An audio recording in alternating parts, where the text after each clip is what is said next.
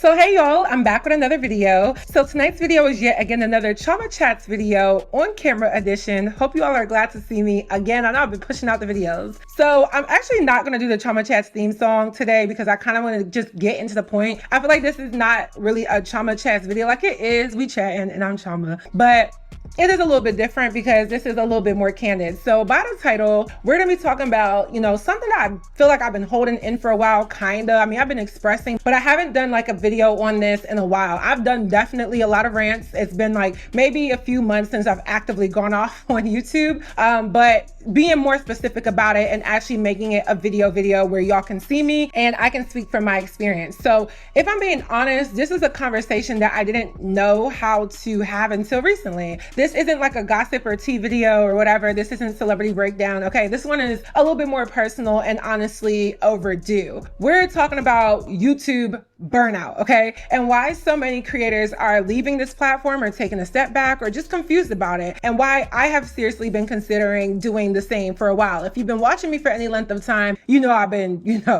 going off. Now, before you click off and assume that I'm being dramatic, I'm not quitting tomorrow, okay? But this is real talk. If you've been following me for a while, like I said, you've probably noticed some shifts in how often I post, how I talk about certain things, and even just like my overall vibe with the content. And I think it has been better. I do like that. I'm a little bit more open-minded. I like to present both sides and still give an opinion. I'm definitely a lot more polished than how I started. And that's not by accident. The truth is, I've definitely reached a point where I'm asking myself, is this still sustainable? Is YouTube still a platform that allows me to feel like I'm valuing myself? Can I even survive on this anymore? Emotionally, mentally, and financially. Not just the money, but emotionally and mentally. And I'm not the only one, okay? The Black content creators to beauty influencers to commentators to podcasters, even OGs with millions of subscribers, people are quietly stepping away and pivoting to other platforms. They're looking for other incomes. They're starting second jobs. Even I have another job, not because they stopped loving content creating, but because YouTube stopped showing them love. So I wanted to talk about this, and I still broke this video down, okay? So I've broken this video down into 3 main parts. So without further ado, let's get right into this video. Okay, so the first thing I want to talk about is the ad revenue mess and how basically YouTube has gaslit me. So let me walk y'all through what happened to me. I talked about this on my community tab, but I want to walk y'all through it and why it still makes me feel very uneasy. A few weeks ago, I was going through my YouTube dashboard, just, my usual, checking on performance and analytics like I always do. And I noticed something very weird. And maybe y'all didn't get this from the post, but let me explain it in layman's terms. So I had a video that was getting more views, had multiple mid-roll ads, and was honestly performing better than usual. And that was my video about JT and the things that she had going on with, the MAC cosmetics and all of that. That video has maybe 60,000 views, which is pretty good for me. But the ad revenue was lower than another video that had half of the views and less watch time. So at first I thought maybe it was just a fluke and I had to wait. Sometimes YouTube doesn't give you all your information for maybe 2 or 3 days for you to actually know what did you actually make on that video and how did that video perform. But then it kept happening over and over again. And it didn't make sense. I kept checking, it wasn't changing. So I posted about it in my community tab, and shout out to all of y'all for validating me because I really thought I was tripping. And I decided to reach out to YouTube support, which is, what you're supposed to do. Take it to HR, if you will. That's where the frustration really actually began. The person, or possibly the chat bot, I still don't even know, that I was talking to wouldn't give me a straight answer. They kept telling me things like, oh, well, just because you have ads doesn't mean you're gonna earn more. Ad revenue depends on your audience's region, or CPMs fluctuate and it's not a guarantee, which okay, fine. We all know that CPMs change, but if a video has more ads and more views, it usually equals more money. That's just basic math, right? Eventually, after enough back and forth, they finally admitted that there was actually a bug with ad revenue, and they sent us out an email. But it took me pressing them and digging and basically being gaslit before anyone said anything. And that part hurt the most. I realized that if I didn't say anything, they probably wouldn't have either. I probably would have just been underpaid, misinformed, and left in the dark. And honestly, to this day, I still don't have that money made up. It's still not there. And I know that something is wrong. And I want to check back in with them, and I will, and I'll keep you guys updated. But update, I definitely did check back with them, and they basically told me that the number that I made for that video in terms of money, that's what it is. It's accurate. It's up to date. It's not changing. So basically what happened was, because the ads were not playing right during those 2 or 3 days, people didn't get paid what they should have. But YouTube is only saying, yeah, we made a mistake, but you're not getting reimbursed. Like, if you go back a few seconds and you look at that tweet that I posted, you're not getting reimbursed. I went on Reddit just to check if this was the case. We're not getting our money back. So imagine you worked 3 days at your job, but because the payroll app or whatever was down, your employer says, yeah, sorry, that was our fault, but we're just not going to pay you for those 3 days. That's basically what is happening here. I still don't have it. My videos that are doing 60,000 could literally make, anywhere from maybe 400 to 600 just for that one video. This video currently has an estimated revenue of $96. And this is after I think almost 2 weeks. That doesn't make any sense. As of today, August 20 of 2025, it has an estimated revenue stream of $118 for a video that has almost 60,000 views. That doesn't make any sense. And as you can see, there's such a dip in that bottom July 27th, July 28th, around that time when this happened. I only made $9 that first day. That doesn't make any sense, you guys. And they're not going to reimburse me. Meanwhile, the video has, again, almost 60,000 views. But if you go to my Shannon Sharp video, which has pretty much half of those views, still did pretty decent, you know what I'm saying? That video has made me $330 overall. And if you go to my video after that, which is closer to my JT video, this is the one I did on LeAngelo Ball and, his side chick or whatever, just to see how much that video has made in the time that it's been up, it has made $402. So if my JT video has been up a little bit longer and has a little bit more views, it should be more in the 500 range just for that video. And I'm just being very transparent. So to me, I have to ask, what does that mean for creators who don't speak up or who don't know where to look or who to talk to or whatever? How are we supposed to trust this platform with our income when we're not even getting clear answers about our money? And there were some people trying to also gaslight me and say, well, if you take this to court, you're not going to win. How can you go against your employer? And I feel like it's that same rhetoric that tells people to just shut up and be humble and take what you can get when you're being wronged. And I'm sorry, as a Black woman who's had to fight 10 times as hard and be 10 times more educated, 10 times more intelligent, 10 times more humble to even get here to where I'm at, I refuse to keep on doing that. You're not going to tell me to shut up, especially when if your check was short, you wouldn't tell anybody to just be like, oh, well, I'm going to just accept that. A video should not make $95 when other videos are making way more than that. And there's no restrictions. There's nothing that says that it wasn't advertiser friendly. I met all the criteria, the guidelines. It should be business as usual. So all of this basically reminded me YouTube is a business.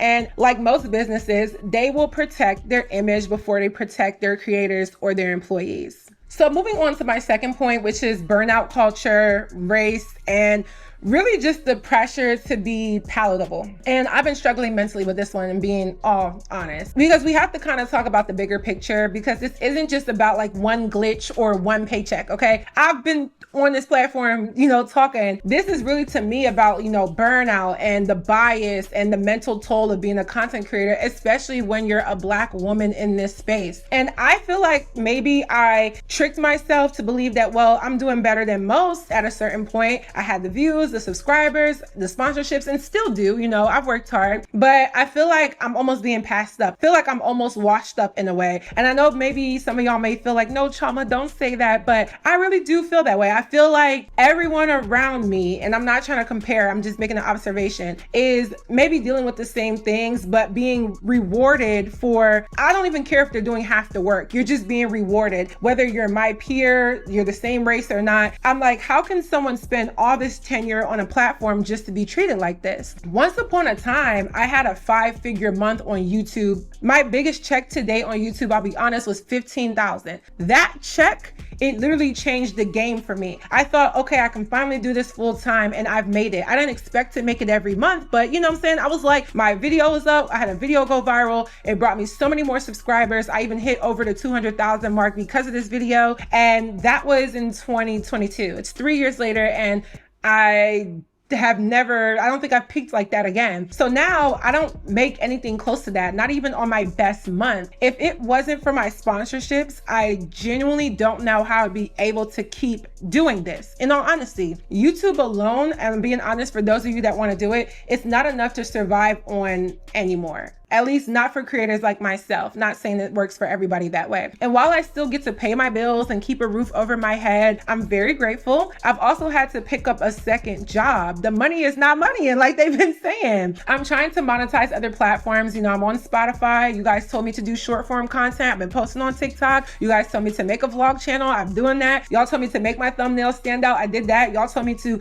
do a little bit different editing style. I've been doing that. Y'all told me to get on camera more. I've been doing that. Y'all told me to do all these things, and I've done every single thing, even if I didn't agree with the critique. Even I'm like, girl, you don't know what you're talking about. Even if you're like, oh, well, I watched this person, I feel like you're just this. Even for those of you that said, Chioma, you're a mean girl and you talk, even though I don't even cuss. I'm very much not a mean girl. Even for those of you that have said things like that and tried to like literally tell me like, no, this is what's wrong with you and this is what other people are doing better. I've adapted. I'm like, all right, let me hear people out because I'm open-minded and I can be accountable. It's still not working, okay? I'm constantly planning exit strategies at this point in my life because what was once like a dream career for me and now feels like a game that like I wasn't really designed to win. And it's not just about the money, like I said, it's about how much harder you have to work just to be seen, just to be taken seriously, just to not be called mean, right? For saying the same things as a male podcaster may say every single day. And I'll be even real. Some of the gay male podcasters that are in the commentary space, they can get away with calling women bitches. They can get away with calling women out their name. They can get away with being so-called messy, and they still get platform more than your monoracial black woman like myself. And they'll still get brand deals. People will be like, oh, Chioma, maybe your brand doesn't want to work with you because of this, that, and the third. I'm like, no, please don't gaslight me, because I do have great sponsors, but it's just like, don't do that. And the crazy thing is the sponsors that I get are white owned brands. I've reached out to so many black owned brands. A few months ago, it wasn't just black owned, but I made a list of like 100 brands. I emailed all of them. I spent like a day or two doing this. I think I heard back from a few. Most of them didn't respond, or some of them will say things like, oh, well, we're not looking for influencers right now. We'll keep you on the list, which I think is just a nice way of saying, no, we don't like you. I think I got some PR from Remedy. I think that's all that came out of emailing, I think 60 to 80 brands. Okay. So I've done the work. Like people be thinking like, oh, well, you're just sitting here waiting for stuff to come to you. Nah, like I'm sitting here trying. I'm sending the emails. So, you know, I've had people tell me that I critique too much, or that my tone is too harsh, or that my commentary might scare off sponsorships. I've heard it all.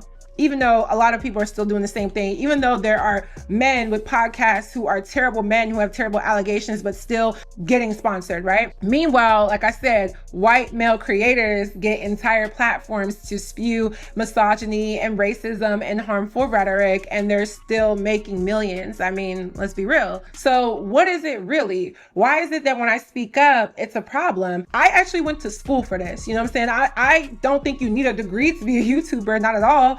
But I actually did go to school and get a degree in communications and in marketing. So I know what I'm talking about. I've softened my tone, okay? I've changed my approach. I've tried to play the game, but it still feels like it's never, ever enough. And part of me hates that I've had to even dim myself just to stay afloat on this platform. I remember like a few years ago, I got a comment like, oh, I miss the old Chioma. You used to be dragging people. And I'm like, yeah, I miss her too sometimes, even though I'm just not that girl. So part of it is like, yes, I've dimmed down. Part of it is like I've matured and grown up. But it's like I feel like I've had to like second guess my every word, because as a black woman, you are not allowed to be too honest or too confident or too critical without someone calling it aggressive. Even one time I posted a video like this regular, maybe about a month or so ago, and someone commented, I screenshot the comment because it was like one of the biggest hating comments that I ever got. I'll post it, but they were like, I feel like you're trying too hard to be perfect or pretty or something. I'm like, what type of hating? What? Like, just say you're jealous at this point, because that sounds very crazy to me. So like, yeah, you can't be too sure of yourself. You can't be too confident unless someone wants to put you down. It's like people see a beautiful girl who's educated, talented, and just has something going for her, and they just hate it. I don't know, but it'd be your own people. But then like, people wonder why people are quitting. People are choosing peace over the performance at this point. And I've talked about this. Why burnout is literally driving creators into depression and anxiety and survival mode is because of all it is. It's not just about the views anymore. It honestly is about preserving your dignity. So just hitting on my third point, my final point, basically answering what's next and kind of like planning an exit strategy. A lot of people are going to say like, oh, you're just being dramatic, but like, nah, I feel like I did the crash out. You feel me? And now I'm kind of just trying to convince myself to like peacefully ride this out the best I can. I hope that, you know, there's a turnover. I've been praying about it, but I know that there's other things I want to do. And that's why I said I want to talk about what's next for me and for content creators like myself. The truth is, a lot of us are planning exit strategies, or if it's not a full-blown exit, it's just kind of like a turnover into something else. I started as a beauty influencer back in 2014, 2015. I was a senior in high school. That's when I started my channel. And I have kind of gotten away from that, thinking like, oh, well, I just want to be known for my intellect and not my looks. Hence why I was like off camera for like 2-3 years. I only did podcasts. People were watching me. They didn't even know what I looked like, right? And, you know, I'm someone who's still very girly. We love pink over here.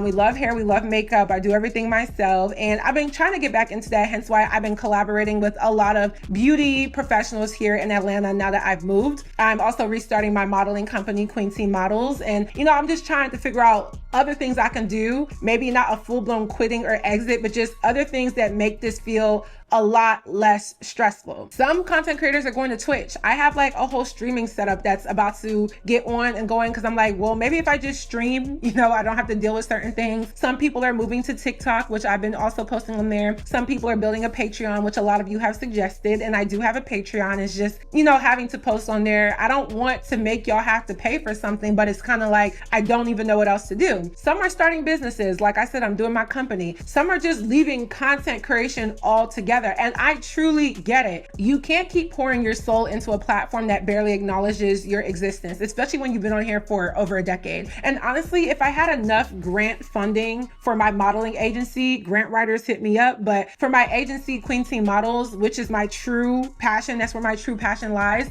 I would absolutely step away from commentary. Like, immediately, with immediate effect. Grant writers, angel investors, if you're looking to invest in something that is for women, by women, for young women, girls, grown women, whatever, please contact me. I'm available. But, you know, I would step away from content creation, not because I don't care about it. I think my voice is powerful. I feel like I've cultivated a lot of conversations. Younger me is proud of myself. And it's not because I don't like talking about pop culture and media. I feel like I always will talk about it, but because the cost doesn't match the reward anymore. And I have to be realistic. I would still be on YouTube, maybe as a vlogger, maybe as a business owner, building out like a brand page or something like that. But I wouldn't be making 3 in-depth videos a week about mental health of celebrities, about race and beauty standards, or about, you know, the hypocrisy of online culture. I feel like I have to evolve, because those video essays that I pour a lot into, that I feel like should be getting, in my opinion, 100,000 views per video, they're just not. And because I can't keep intellectualizing society's problems for free, it's too heavy. You know what I'm saying? It's too draining.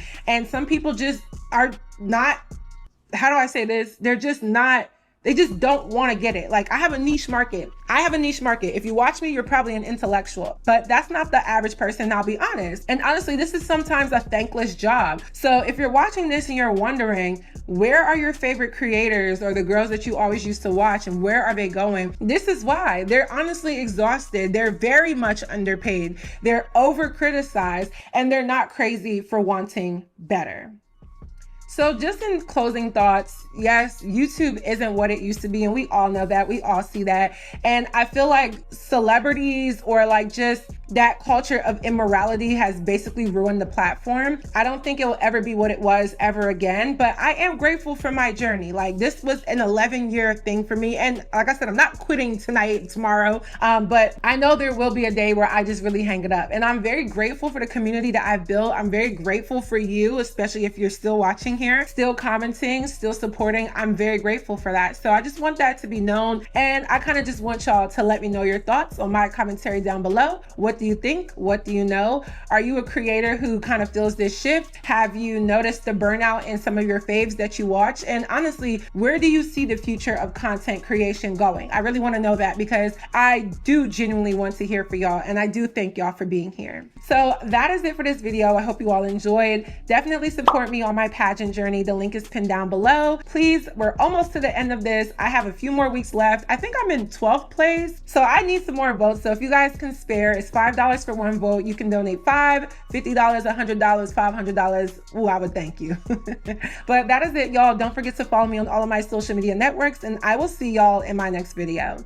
Bye, y'all. Chamba party, I'll send the address. Bust them, but they dark like they some Ray-Bans. I can write, I can rap, I can sing. What more you gotta say, man? Oops, I made your block look like a wasteland. Heavy shit, the straw that broke the camel's back. They might say I'm a haystack.